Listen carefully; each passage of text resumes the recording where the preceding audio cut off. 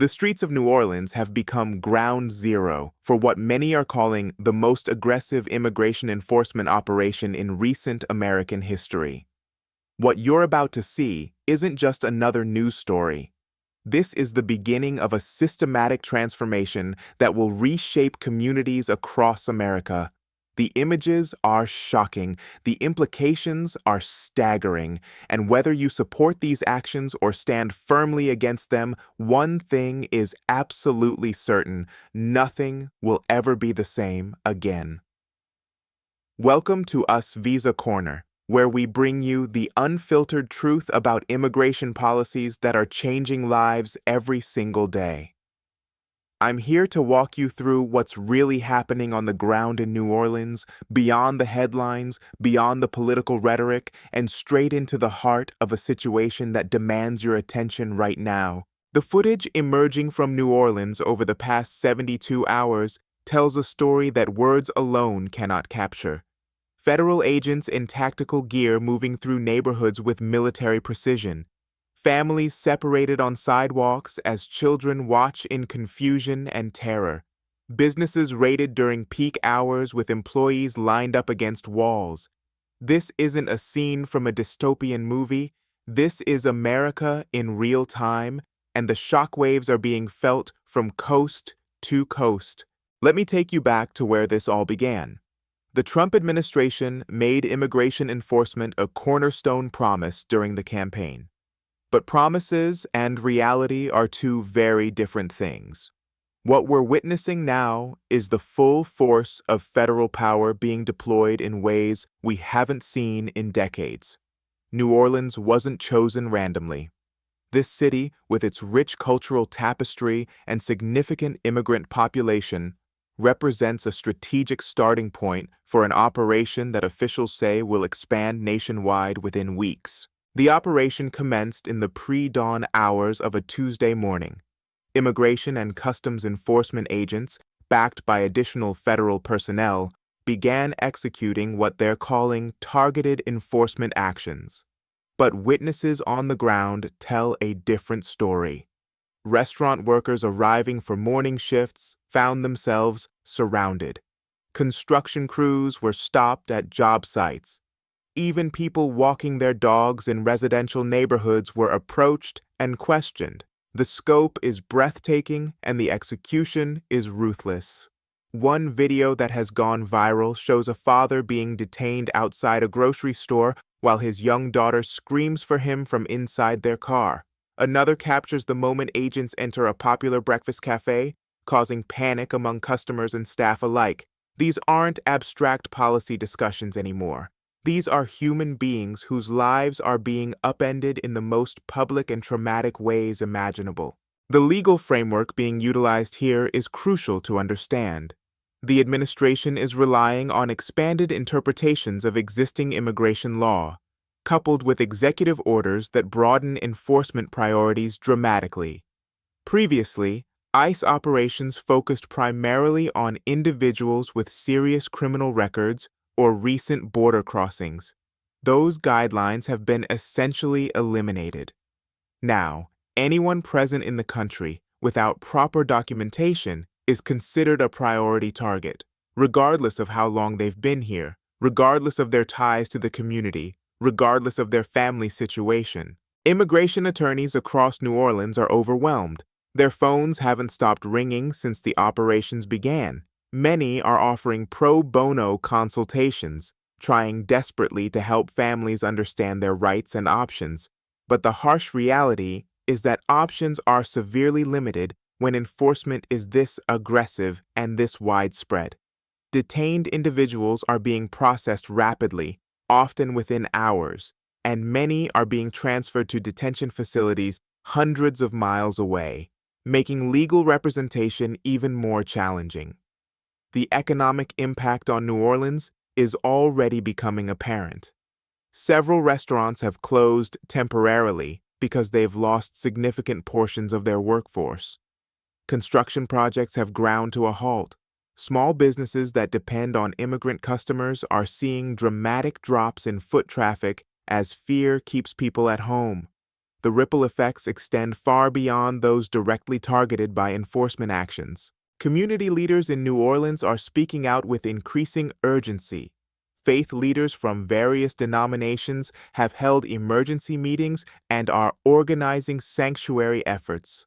Local elected officials, even those who generally support stricter immigration policies, are expressing concern about the methods being employed and the disruption to their city.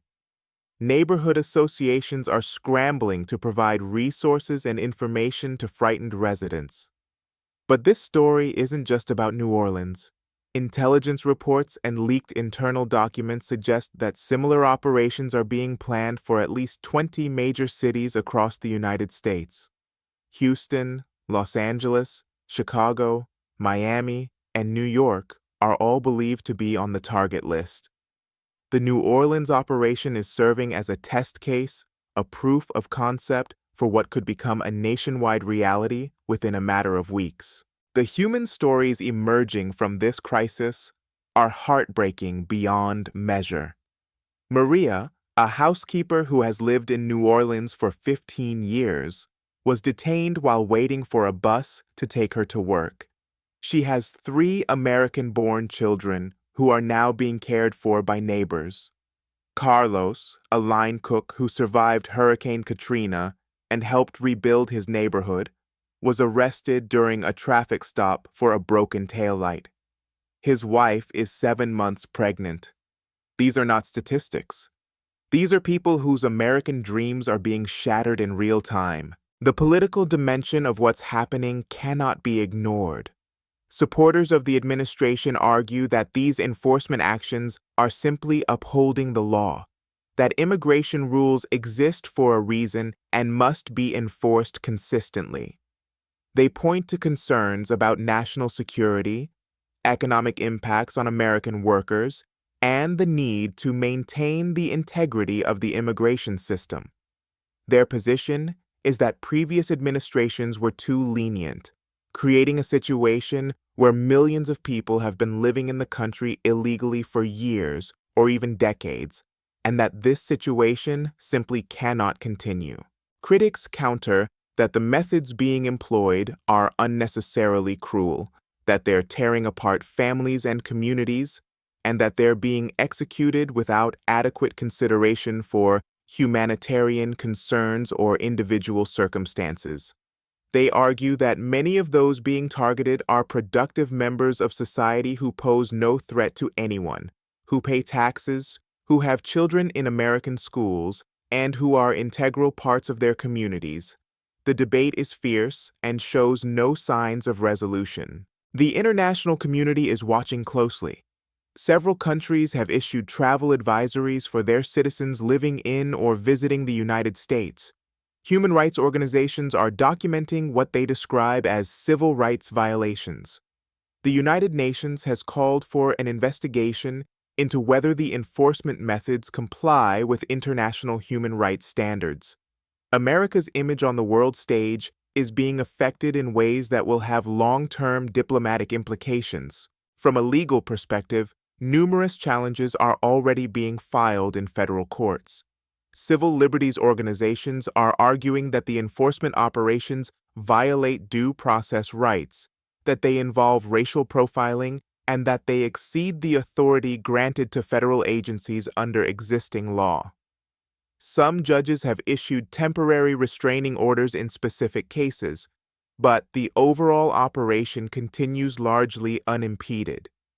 The legal battles will likely take years to fully resolve, during which time thousands of lives will be permanently altered. The role of local law enforcement in these operations is creating significant tension.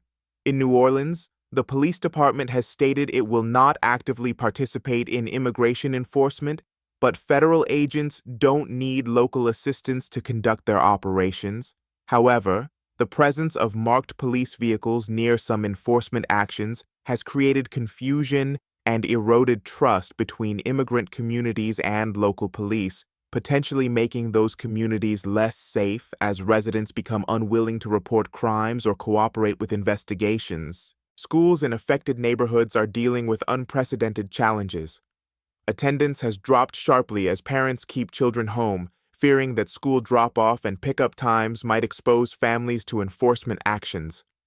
Teachers are reporting increased anxiety and behavioral issues among students who are terrified that their parents might be taken away.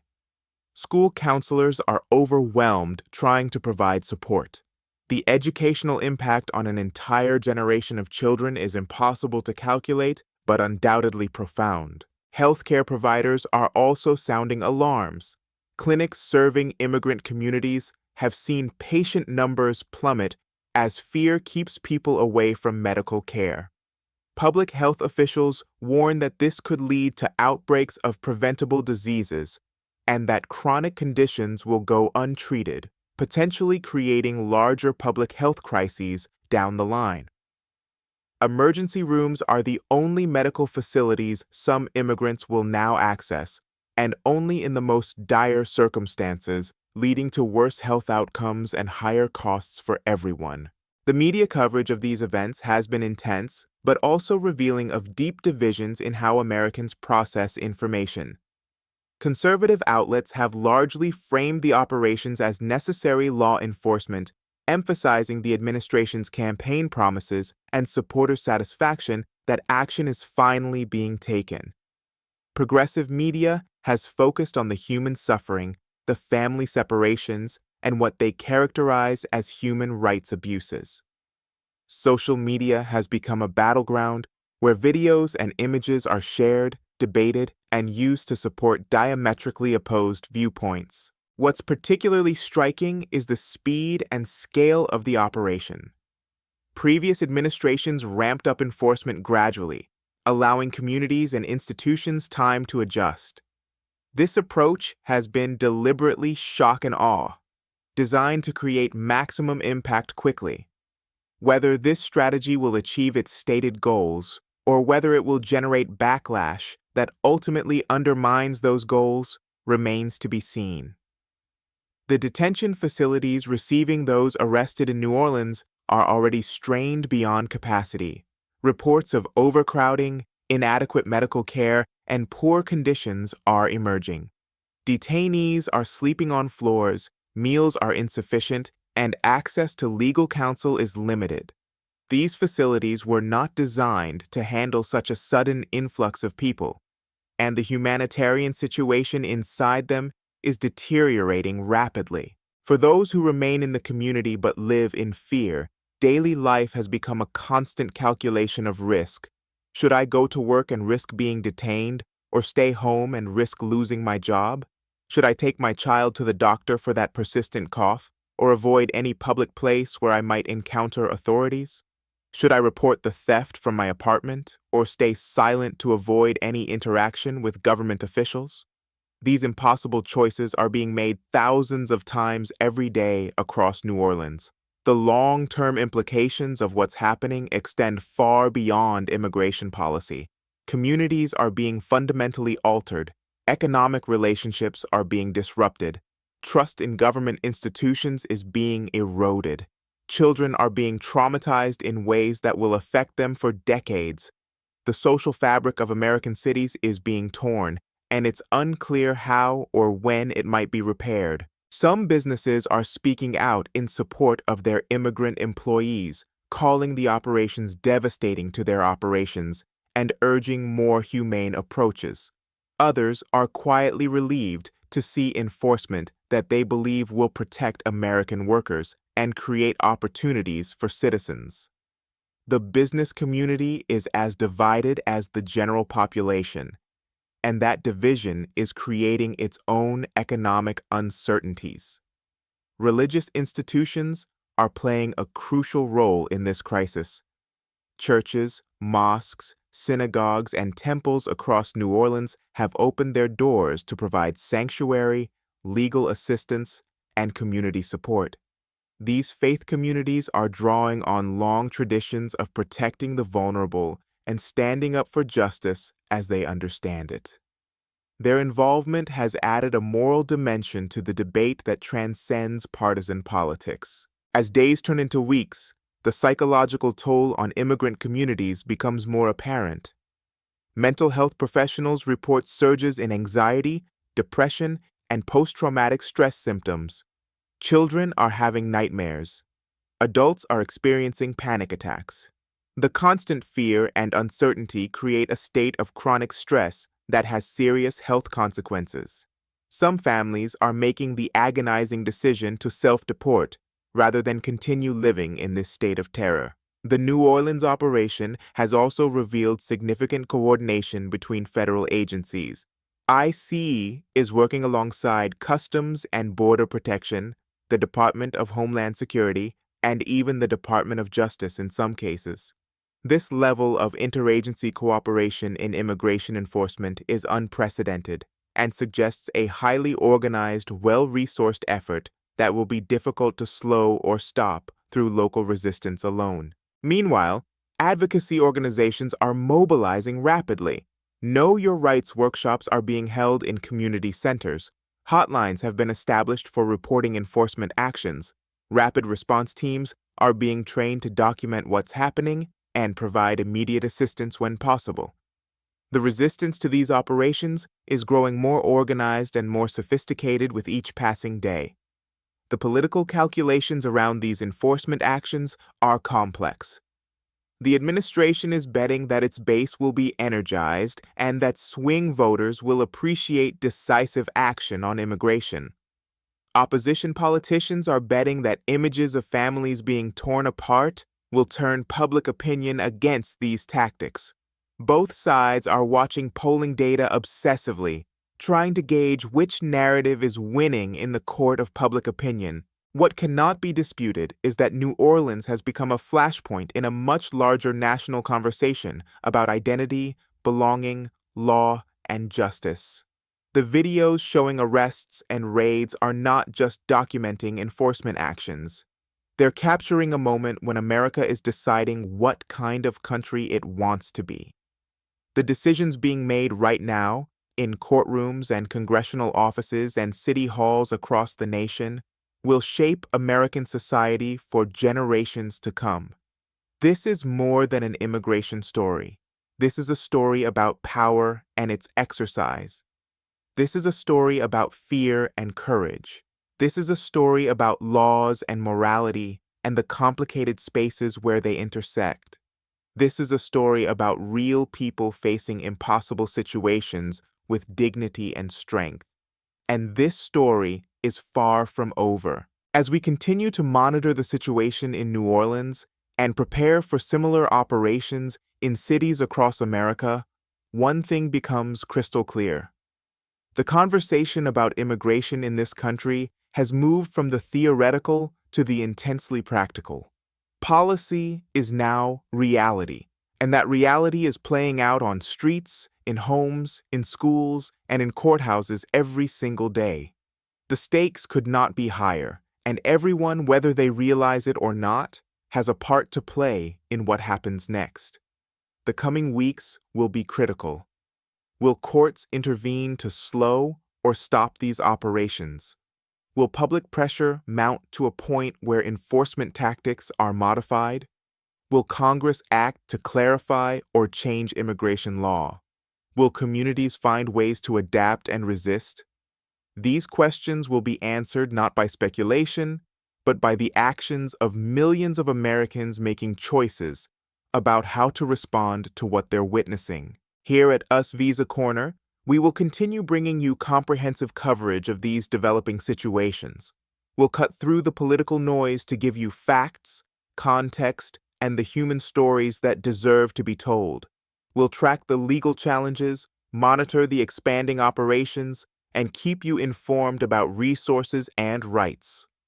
This is the most consequential moment in American immigration policy in decades, and you deserve to understand exactly what's happening and what it means for the future.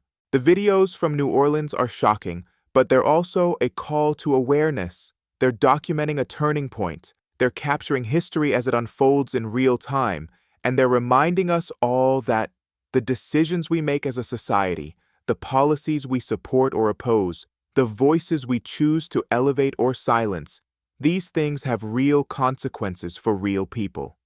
Subscribe to Us Visa Corner so you don't miss a single update as this story continues to develop. Share this information with everyone who needs to understand what's really happening. And remember that in times like these, staying informed isn't just important, it's essential. The future of American immigration policy is being written right now, and we all have a responsibility to watch, to learn, and to engage with these critical issues facing our nation.